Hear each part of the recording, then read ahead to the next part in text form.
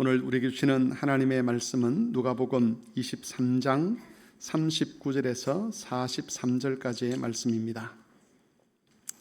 누가복음 23장 39절에서 43절까지의 말씀을 제가 봉독을 하겠습니다. 신약성경 138쪽쯤 되겠습니다.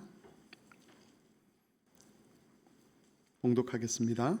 달린 행악자 중 하나는 비방하여 이르되 네가 그리스도가 아니냐 너와 우리를 구원하라 하되, 하나는 그 사람을 꾸짖어 이르되 네가 동일한 정죄를 받고서도 하나님을 두려워하지 아니하느냐. 우리는 우리가 행한 일에 상당한 보응을 받는 것이니 이에 당연한 것이거니와 이 사람이 행한 것은 옳지 않은 것이 없느니라 하고, 이르되 예수여 당신의 나라에 임하실 때에 나를 기억하소서 하니, 예수께서 이르시되 내가 진실로 내게 이르노니 오늘 네가 나와 함께 낙원에 있으리라 하시니라. 하나님께서 우리와 관계를 맺으시는데 그 맺으시는 원리는 은혜라는 원리입니다. 하나님께서 어떤 이치를 따지거나 또는 우리의 잘잘못을 따지거나 또는 법적인 조항을 들이대시면서 네가 이렇게 했으니까 내가 이렇게 해주겠다라고 그런 식으로 어떤 법적 조항을 근거로 또 이치를 따라서 우리와 관계를 맺는 것이 아니라는 것입니다.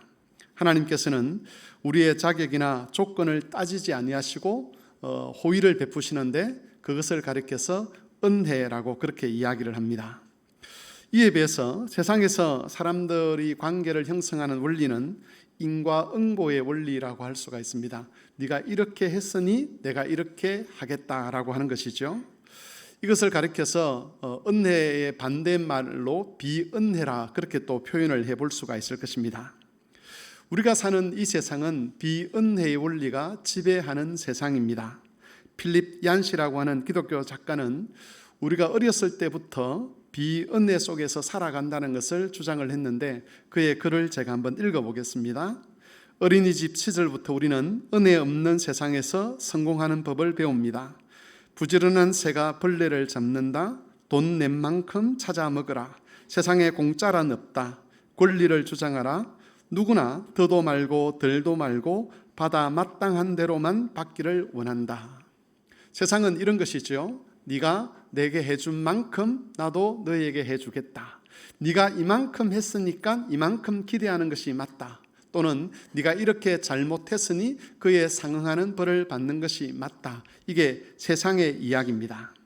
하지만 하나님께서 우리에게 베푸시는 은혜는 이런 인과 법칙의 은혜 속에서는 이런 인과 법칙이 무시가 됩니다. 거기에는 합리성이라는 것이 없어 보입니다. 만일 인과응보의 법칙이 적용되었다면 우리가 하나님의 자녀가 되는 것은 불가능했을 것입니다. 하나님께서 우리 각자에게 하나님의 자녀가 되는 권세를 주시고 하나님 나라의 백성이 되게 하시는 일에는 합리성이라는 것이 작용하지 않습니다. 공정성이라는 것도 찾아볼 수가 없습니다. 거기에는 오직 은혜의 원리만 적용이 됩니다. 그리고 이 은혜의 원리에서 가장 핵심되는 것이 바로 용서입니다. 용서라는 것은 다른 사람의 죄를 사면해주고 그 사람이 담당해야 될 빚을 스스로 떠안는 것을 가리키는 말입니다. 기독교 복음의 핵심에는 용서가 자리 잡고 있습니다. 그리고 이 용서는 모든 그리스도인들의 생활에서 가장 중심되는 원리가 되어야 되는 덕목이기도 합니다. 지난번 주기도문을 설교할 때에 용서에 대한 말씀을 전하면서 이 주제로 몇 번의 설교를 더 하겠다라고 말씀을 드렸는데 앞으로 몇 주간은 용서와 관련된 주제로 말씀을 전하고자 합니다. 용서에 대해서 세상이 어떤 태도를 보이는가는 세 가지로 정리를 할 수가 있습니다. 첫 번째는 무조건 용서해야 된다는 주장입니다. 이런 입장을 가진 사람들은 가해자가 어떤 피해를 입혔든 상관없이 그 사람의 죄를 용서해 주어야 된다, 무조건 용서해야 된다고 주장하는 것이지요. 사람들은 이런 식의 용서를 가리켜서 값싼 용서다 그렇게 이야기를 합니다. 두 번째는 잘못한 사람이 자기의 잘못을 인정하고 용서를 구할 때 용서해야 된다는 주장입니다. 만일 가해자가 자기 잘못을 인정하지도 않고 용서도 구하지 않고 그 잘못을 회복하기 위해서 아무런 노력도 하지 않는다면 그때는 용서하지 말아야 하는 것이지요. 그 사람이 자기 잘못을 알고 회개를 하고 잘못된 것에 대해서 용서를 구하고, 그리고 그 잘못된 것을 다시 정상적으로 돌이키기 위해서 자기가 할 수 있는 최선의 노력을 다한다는 것이 인정될 때 비로소 그 사람을 용서해 주어야 한다는 그런 입장입니다. 세 번째는 절대 용서하지 말아야 한다는 입장입니다. 피해를 입은 사람이 당하고 있는 그 고통만큼, 아니 그거보다 더 큰 고통을 가해자가 당할 수 있도록 끝까지 그 짐을 지고 살도록 해야 된다는 주장이 세 번째 주장입니다. 우리는 흔히 이 첫 번째 조건이 기독교의 가르침과 같다라고 생각을 하지만 이 세 가지 주장 전부 기독교의 가르침, 성경의 가르침과 맞는 것은 아닙니다. 앞으로 성경을 통해서 용서에 대한 하나님의 가르침이 무엇인지를 살펴보면서 우리가 받은 은혜라는 것이 무엇인지, 또 용서가 우리의 삶에서 어떤 방식으로 나타나야 하는 것인가에 대해서 살펴보고자 합니다. 본문의 말씀은 예수님께서 십자가에서 죽기 직전에 일어났던 사건을 다루고 있습니다. 예수님이 누명을 쓰고 십자가에 달리셨을 때에 두 명의 행악자도 예수님과 함께 달렸습니다. 한 사람은 예수님의 오른편에, 한 사람은 예수님의 왼편에 달렸는데 이 사람들이 어떤 죄를 지었는가를 정확하게 성경은 기록하지 않습니다. 어떤 사람들은 이 두 행악자가 로마 정부에 대해서 반역을 일으킨 정치범이었을 것이라고 추측을 합니다. 그렇게 해석하는 이유는 당시 십자가 형벌은 정치범들에게 주로 내려지던 형벌이었기 때문에 그렇습니다. 이 십자가가 그 당시에는 가장 고통스러운 형벌이었는데 그 고통스러운 형벌은 누구를 대상으로 하는 것이냐? 로마에 대해서 정치적인 반역을 일으킨 그런 사람들을 대상으로 이 십자가 형틀이 주어졌다는 것이죠. 이 정치범이라고 하는 것은 우리식으로 말하면 독립운동가입니다. 유대 나라의 독립을 위해서 로마에 저항했던 이런 사람들을 가리켜서 그 당시에 열심당이라고 했는데, 아마도 십자가에 달렸던 이 두 사람은 열심당원이었을 것이다 하고 그렇게 추측하는 사람들이 있다는 것이죠. 하지만 이들이 서로 십자가에서 했던 말들을 살펴보면 다른 결론에 이르게 됩니다. 어떤 한 강도가 예수님을 비난할 때에 본문에 보면 다른 강도가 이렇게 이야기를 합니다. 41절에 우리는 우리가 행한 일에 상당한 보응을 받는 것이니 이에 당연한 것이거니와. 이것은 자기가 지금 십자가에 달릴 만한 악한 일을 했다는 것을 인정하는 것인데, 그 당시 유대 열심당원들은 자기들이 한 일을 잘못된 일이라고 절대 생각하지 않았습니다. 그래서 지금 이야기를 하고 있는 이 두 사람이 그 당시 독립운동가, 유대 열심당원이라고 이야기하기는 어렵다는 것이죠. 십자가 형벌이 주로 정치범들을 대상으로 한 것은 맞았지만 또 역사적 고대 기록을 살펴보면 그 당시에 아주 악한 일을 했던 사람들, 그런 사람들도 십자가 형벌로 처형했다는 그런 기록들이 있다고 합니다. 이런 것들을 감안해 본다면 이 사람들은 그야말로 사람들과 그 사회에 큰 피해를 입힌 악독한 사람들이었다고 결론 내리는 것이 맞을 겁니다. 그리고 성경도 이들을 가리켜서 행악자라고 그렇게 부르고 있습니다.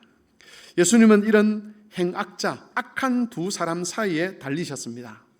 이것은 예수님께서 하나님 앞에서나 사람 앞에서 이 악한 사람들과 같은 부류로 취급을 받고 있다는 것을 의미합니다.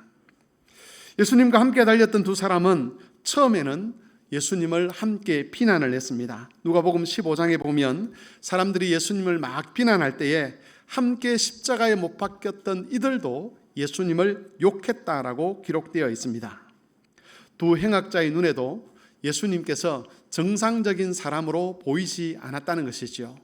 자기를 그리스도라고 주장하면서 하나님의 아들이라고 주장하면서 십자가에 무능력하게 달려 죽는 그 인간을 하나님의 아들이라고 받아들일 만한 사람은 그 당시에 없었을 것입니다. 그래서 같이 달려 있으면서도 예수님을 욕했던 것이지요.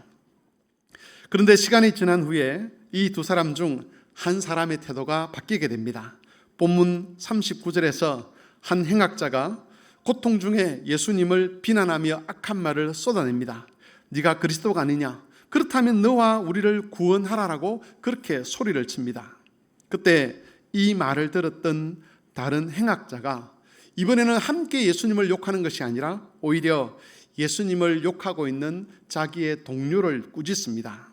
네가 동일한 정죄를 받고서도 하나님을 두려워하지 아니하느냐? 우리는 우리가 행한 일에 상당한 보응을 받는 것이니 이에 당연한 것이거니와 이 사람이 행한 것은 옳지 않는 것이 없느니라. 우리는 어떤 경로를 통해서 이 사람의 태도가 달라졌는지 알 수는 없습니다. 다만 지금 이 사람은 자기와 함께 십자가에 달려있지만 가장 처참한 형벌을 받아 죽어가는 그 인간이지만 이 예수라는 존재가 자기와 같은 그런 악한 부류가 아니라는 것을 알았던 것이고, 또한 그가 하나님의 선지자라는 것, 하나님의 그리스도라는 것을 알았습니다. 그래서 예수님을 향해서 이렇게 요청을 하지요. 예수여, 당신의 나라에 임하실 때에 나를 기억하소서. 여러분, 이 말을 했다는 것은 이 사람이 지금 자기의 죄를 회개하고 있다는 것을 의미합니다. 이 사람의 말에 대해서 예수님의 대답이 이어집니다. 예수께서 이렇게 대답하셨습니다. 내가 진실로 내게 이르노니 오늘 네가 나와 함께 낙원에가 있으리라. 여러분, 우리 그리스도인들에게 이 장면은 매우 감동적인 사건으로 이해가 됩니다. 오랫동안 악한 일만 하던 사람이 죽음 앞에서 예수님을 알고 자기 죄를 회개하고 예수님을 영접하여 하나님 백성이 되었다는 이런 이야기보다 우리 그리스도인들을 감동시키는 이야기는 없습니다. 사실 이런 사건들은 현실에서도 많이 일어나지요. 극악무도한 일을 했던 사람이 감옥에 갔는데 거기서 전도자의 복음을 듣고 그 전도자의 복음을 따라 회개를 하고 예수님을 영접하고 하나님 앞에 신실한 사람이 되었다. 또 심지어 사형장으로 끌려가면서도 자기가 예수를 믿게 되었다는 것, 하나님의 죄 용서를 받고 하나님의 자녀가 되었다는 것을 감사하면서 남아있는 사람들에게, 자기에게 사형을 집행하는 그 사람들을 향해서 축복의 말을 전했다는 이런 이야기를 들으면 우리 가슴이 뭉클해지는 것이 사실입니다. 하지만 교우 여러분, 이 이야기 속에는 사람들을 불편하게 하는 내용도 포함이 되어 있습니다. 평생 악한 일만 하던 사람, 다른 사람의 생명과 삶을 파괴하고 한 사람의 인생에 큰 흠집을 내었던 이런 사람들이 죽기 직전에 나를 기억해달라는 그 말을 한마디 했다고 해서 과연 하나님의 백성으로 받아들여도 되는가라는 그런 의문을 우리는 품게 되는 것이죠. 그 사람에게 가족이나 재산에 피해를 입은 사람들의 입장에서 본다면 그를 용서하시고 받아주시는 예수님의 행동은 너무 무책임하고 또 너무 공정성을 파괴하는 그런 행동처럼 보였을 것입니다. 정의롭다는 것은 어떤 사람이 죄를 지었으면 거기에 대한 정당한 벌을 받도록 하는 것입니다.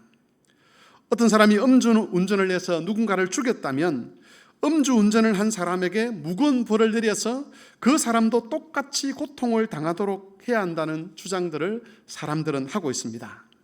만일 판사가 음주운전을 해서 살인을 한 사람에게 선처를 한다면 그 판사는 공정하지 못한 판사라고 그렇게 평가를 받게 됩니다. 심지어 혹 뒤에서 뇌물을 받고 불공정한 판결을 했을 것이라는 의심의 눈초리를 사게도 되는 것이지요. 만일 여러분이 그 피해자라고 한번 생각해 보십시오. 어떤 사람이 마구잡이로 술을 먹고 마구잡이로 운전을 해서 내 사랑하는 남편을 치어서 그렇게 죽였다고 가정을 해 보십시오. 그런 사람에게 판사가 무죄를 선고하거나 집행유예를 선고하거나 아니면 너무 가벼운 그런 벌을 내린다면 여러분은 그런 판결을 과연 쉽게 받아들일 수 있겠습니까? 사람들은 과연 그런 판결을 인정할 수 있겠습니까? 아마 어떤 사람들은 피켓을 들고 법원 앞에 가서 그 판사를 파면하라고 그렇게 소리칠지도 모르겠습니다. 여러분, 우리가 일반적으로 받아들일 수 없는 그런 불공정한, 비상식적인, 부당한 판결을 예수님께서 오늘 본문 사건에서 하고 있는 것이지요. 예수님의 태도는 인과응보의 법칙을 무시하는 일입니다. 예수님의 태도는 권선징악의 원리도 파괴시켜 버리는 겁니다. 평생을 악하게 살아온 그 사람인데 그 순간에 예수님께 긍휼을 구한다고 해서 바로 용서를 해버린다는 것은 이 세상의 이치를 파괴하는 것과 다름이 없다는 것이지요. 이런 것 때문에 사람들은 종종 기독교의 복음을 조롱합니다. 그렇게 강도가 죽기 직전에 회개해서 천국을 갈 수 있다 그러면 나도 마음껏 죄를 짓고 살다가 마지막 순간에 회개하면 천국을 갈 수 있겠네라고 조롱을 하지요. 어떤 사람들은 이렇게 말합니다. 예수를 믿는다는 그 단 하나의 이유만으로 천국을 보내주는 그런 종교라면 나는 그런 불공평하고 그런 부당한 종교를 믿지 않겠다라고 그렇게 선언하는 사람들도 있습니다. 그만큼 예수님께서 지금 이 행악자에게 보여주신 태도는 사람들로부터 쉽게 동의를 얻을 수 있는 그런 태도는 아니라는 것이죠. 기독교인들은 어떤 복음의 은혜, 회개에 대한 어떤 그런 감동 이런 것들 때문에 이 사건을 아주 감동적인 스토리로 이해할지 모르겠지만 일반적인 시각에서 본다면 이 사건보다 더 부당하고 더 불공평하고 정의를 파괴하는 그런 사건은 없다는 겁니다.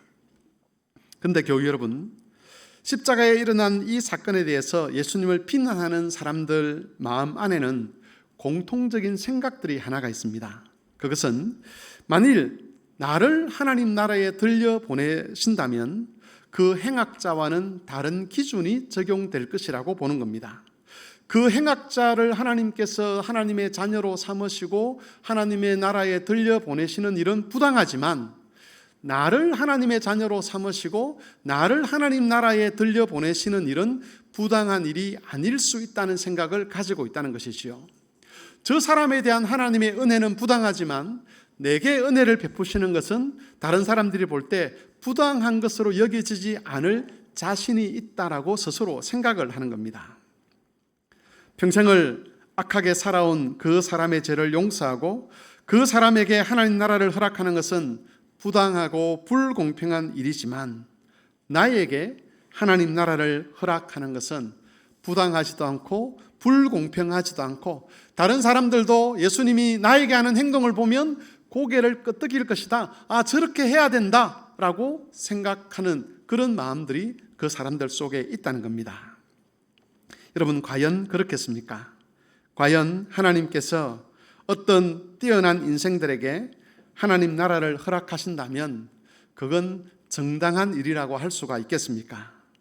예수님께서 나에게 은혜를 베푸실 때에 그 은혜는 누가 보아도 합리적인 이유가 있어서 내게 은혜 베푸시는 일에 대해서 다른 사람들이 시비를 걸지 않아도 되는 그런 존재가 과연 우리 중에 있겠습니까? 바울은 시편 말씀을 인용하면서 로마서 3장 23절에서 우리가 잘 알고 있는 위대한 선언을 합니다.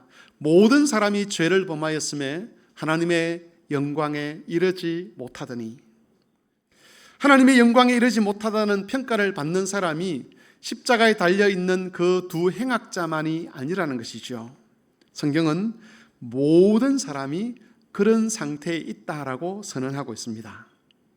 예수님과 함께 십자가에 달렸던 그 행악자, 평생을 악한 일만 하고 살면서 다른 사람의 생명과 재산을 빼앗고 어쩌면 한 가정을 파탄을 내고 여러 사람의 삶을 송두리째 파괴해버린 그 사람이 죄 용서를 받고 하나님 나라에 들어가는 것이 부당하고 불공평한 처사인 것처럼 보이는 것과 마찬가지로 우리가 하나님 나라에 하나님의 용서를 받고 하나님 나라에 들어가는 것 역시 부당하고 불공평한 일이라고 성경은 정언하는 겁니다.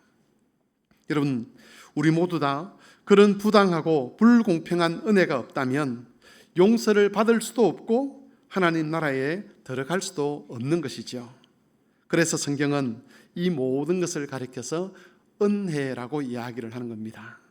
하나님께서 무엇인가 우리가 얼마나 잘했는지, 어떤 선을 쌓았는지 하나하나 따져서 거기에 합당하게 호의를 베푸신 것이 아니라 값 없이, 대가 없이, 이유 없이 우리에게 호의를 베풀어 주신 것을 가리켜, 이유 없이 우리 죄를 용서하신 것을 가리켜, 이유 없이 우리를 하나님의 자녀로 삼아 주신 것을 가리켜 통틀어서 다 은혜라고 그렇게 부르는 겁니다. 그야말로 예수님의 은혜는 부당한 은혜입니다. 그야말로 예수님은 부당하신 구원자이며 부당하신 하나님이시며 부당하신 그리스도입니다. 여러분, 이것을 깨닫기까지는 우리가 복음을 안다라고 말하기 어렵습니다. 예수님과 함께 달렸던 그 행악자나 내가 영적인 면에 있어서 똑같은 위치에 있다는 것을 알기 전까지는 복음을 아는 것이 아니라는 말입니다. 내가 죄 용서를 받고 구원받는 것, 여기 함께 모여있는 우리가 죄 용서받고 구원받는 것이 말이 안 되는 이야기라는 것, 이것만큼 부당하고 비합리적인 것이 없다는 것이 마음 깊은 곳에서부터 인정될 때에 비로소 복음의 가치를 안다라고 말할 수 있다는 겁니다. 왜냐하면 그 사람이 진짜 자기를 아는 사람이고 사람이 어떤 존재인가를 아는 사람이기 때문에 그렇습니다. 그것을 알 때에 예수님께서 죄인을 위하여 죽으셨다는 그 복음의 가르침을 비로소 이해하게 되는 것이지요. 이것을 알기 전까지는 십자가에 달려있는 그 행악자나 내가 영적인 면에서 동일한 위치에 있다는 것을 알기 전까지는 우리는 절대로 복음의 위대함, 복음의 영광스러움을 알 수가 없습니다. 내가 하나님 앞에서 내 존재 자체만으로도 거부를 당할 수 있는 그런 추악한 인생이라는 것을 알기 전까지는 복음이 얼마나 위대한 소식이며 복음이 얼마나 놀라운 소식인지를 모른다는 겁니다. 교우 여러분, 우리는 그리스도의 은혜가 지니고 있는 그 부당함 때문에 구원을 얻었습니다. 비은혜가 법칙으로 작용하고 있는 이 세상, 비은혜의 원리가 적용되고 있는 이 세상에 예수님께서 은혜의 복음을 가지고 들어오셔서 부당한 은혜로 나와 모든 사람을 구원하신 것이지요. 그래서 이 은혜 때문에 십자가에 달린 그 행악자도 용서를 받았고 살인마들도 용서를 받았고 그 은혜에 의해서 나도 우리도 용서를 받은 것입니다. 그리고 예수님은 이렇게 용서받은 사람들, 비은혜의 법칙이 적용하는 이 세상에서 은혜에 의해서 용서받은 이 사람들을 함께 모아서 교회 공동체를 세워두셨습니다. 비은혜가 법칙인 이 세상 한복판에 은혜의 공동체가 서게 하신 것이지요. 그래서 여러분, 교회는 합리성을 따지는 곳이 될 수 없는 것이지요. 누구누구의 잘못이 더 큰가, 누가 더 잘했는가를 따질 수 있는 곳이 아니라는 겁니다. 우리가 은혜에 의해서 하나님의 백성으로 받아들여지고 이 공동체로 들어봤는데 이 공동체 안에서 은혜와 반하는 비은혜의 태도를 주장하려고 하고 그 비은혜의 원리를 따라서 사람을 만나려고 하고 비은혜의 원리를 따라서 일을 진행하려고 한다면 그것은 교회의 은혜성을 파괴하는 것이고 교회의 본질을 위협하는 일이 되는 것입니다.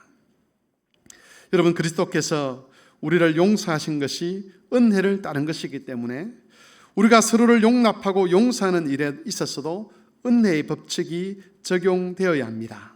그 사람이 얼마나 나은 사람인가, 그 사람이 얼마나 지혜가 있는 사람인가, 그 사람이 신앙적으로 얼마나 성숙한 사람인가, 그 사람이 내게 해를 가했는가 아니면 내게 덕을 끼쳤는가, 그런 것을 따라서 사람들과 만나고 교제하는 것이 아니라 하나님께서 값없이 우리 죄를 용서하시고 우리를 받아주신 것처럼, 그래서 다른 사람들이 볼 때에 우리의 용서받은 것이 부당하게 여겨지는 그런 은혜를 우리가 입은 사람이라는 것을 기억하고 우리 안에서도 서로를 향해서 부당한 은혜를 나누는 그런 관계가 되어야 한다는 것입니다. 비은혜의 법칙을 주장하는 그 순간부터 우리는 그리스도께서 자기 피를 흘리며 세우신 은혜의 법칙을 파괴하는 자가 되고 그 은혜의 공동체를 위협하는 자가 되고 마는 것입니다.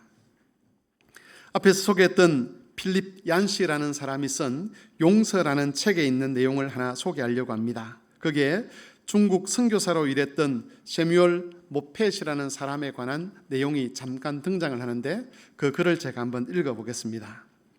중국 선교사로 일했던 세뮤얼 모펫은 휘튼 대학 학생들에게 공산군에게 쫓겨 도망치던 진땀나는 이야기를 들려주었습니다.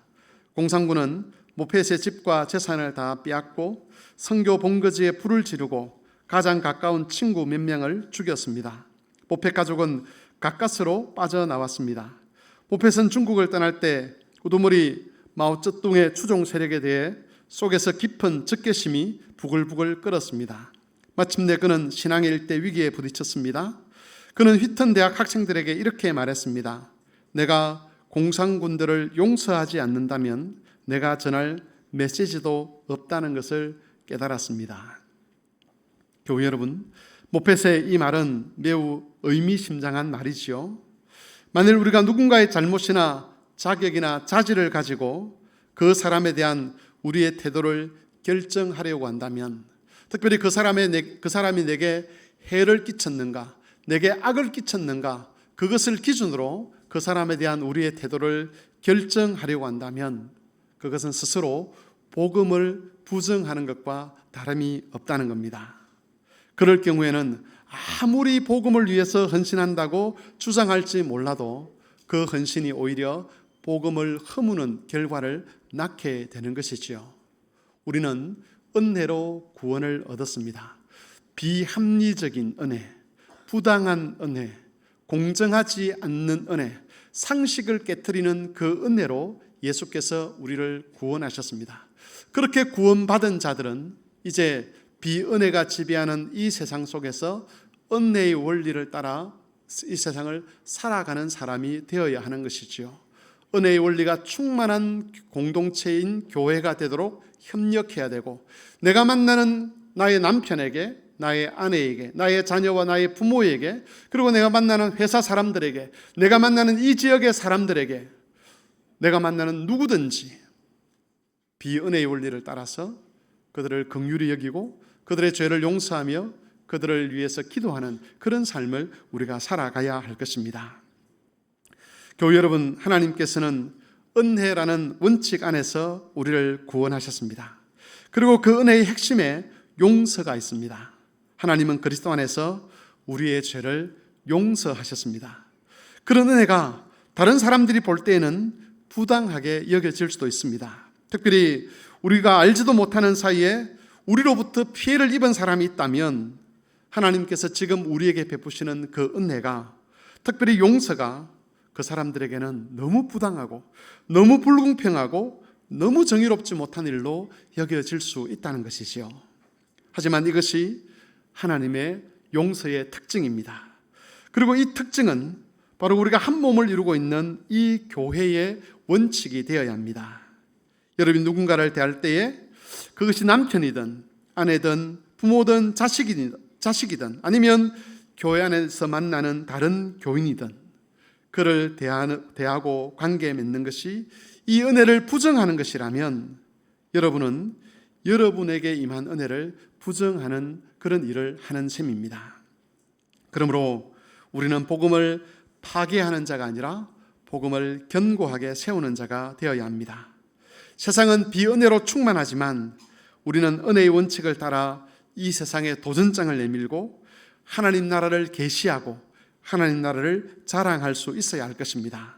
이번 한 주간 이 은혜의 원칙을 여러분의 가정에 적용하시고 교회와 직장과 내가 만나는 모든 사람에게 적용하시면서 우리가 부당한 은혜를 받고 부당한 은혜의 원칙을 따라 사는 사람인 것을 증명하고 그것을 자랑하며 살아가는 모든 교우들이 되실 수 있기를 바랍니다. 주의 말씀을 기억하며 같이 기도하겠습니다. 예수님께서 우리에게 베푸시는 은혜는 부당한 은혜입니다. 십자가에 달렸던 그 행악자에게 베푸신 은혜가 부당한 것처럼 우리에게 베푸신 모든 은혜도 사실은 부당하지요. 우리에게는 그 은혜를 받을 만한 자격이 없습니다. 그럼에도 우리가 은혜를 받고 살아간다면 이제는 그 은혜에 합당한 방식을 따라 살아야 할 것입니다. 우리가 만나는 사람들에게 이 은혜의 법칙을 전하며 실천하며 살아갈 수 있도록 우리 교회가 이 은혜로 충만한 공동체가 되도록 우리 가정이 이 은혜의 원리가 충만한 가정이 되도록 함께 기도하겠습니다.